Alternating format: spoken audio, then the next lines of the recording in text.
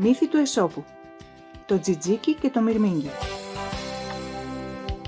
Μια φορά και έναν καιρό ζούσε ένα μικρούλι τζιτζίκι, πολύ φωνακλούδικο.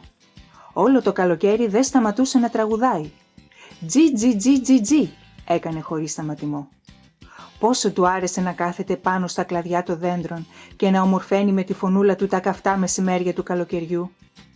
Και όσο πιο πολύ ζέστη έκανε, τόσο πιο δυνατά τραγουδούσε. Τραγουδούσε συνέχεια και δεν έκανε τίποτα άλλο.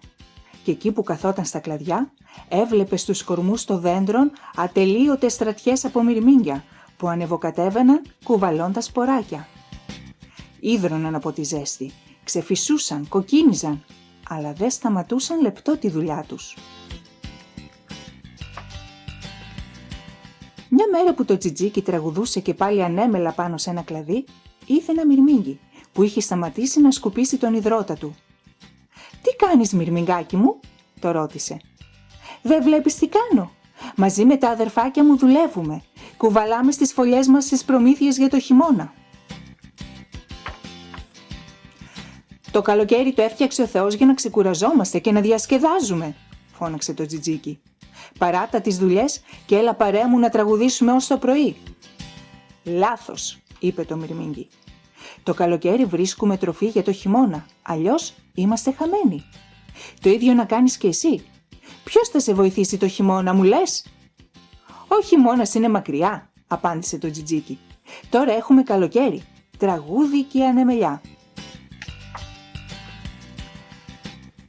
Το μυρμήγκι κούνησε το κεφάλι του και προχώρησε για τη φωλιά του, κουβαλώντας το φαρί φορτίο του. Το τζιτζίκι άρχισε πάλι να τραγουδάει και να απολαμβάνει τον ζεστό ήλιο. «Τζι τζι τζι και τζι τζι τζι, χαζούλι μυρμηγκάκι μου εσύ, τις δουλειές παράτασε παρακαλώ, πιάσε το τραγούδι και το χορό». Το μυρμήγκι κοντοστάθηκε ακούγοντας το τραγούδι του τζιτζικιού.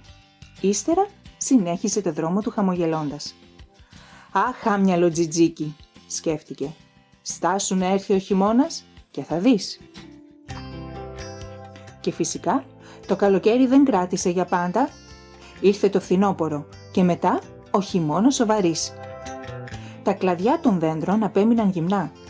Ολόκληρη η φύση σκεπάστηκε με χιόνι και τροφή δεν υπήρχε πουθενά.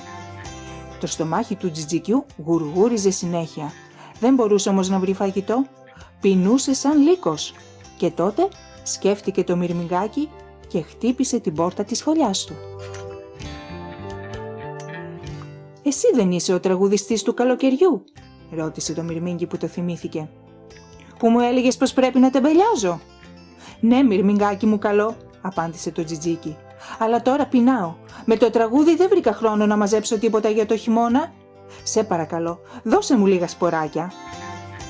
«Ρίξ' και πάλι στο τραγούδι. Πού ξέρεις, μπορεί να σου κόψει την πείνα», είπε το μυρμήγκι και του έκλεισε την πόρτα της φωλιάς του. Και έτσι το τζιτζίκι γύρισε στη φωλιά του πεινασμένο, χωρίς να ξέρει τι να κάνει για να βρει τροφή. Το μόνο που ήξερε ήταν πόσο δίκιο είχε το μυρμηγκάκι. Το τζιτζίκι και το μυρμήγκι. Ηθικό δίδαγμα. Θα πρέπει να φροντίζεις για το μέλλον σου, ακόμη και αν σου φαίνεται μακρινό.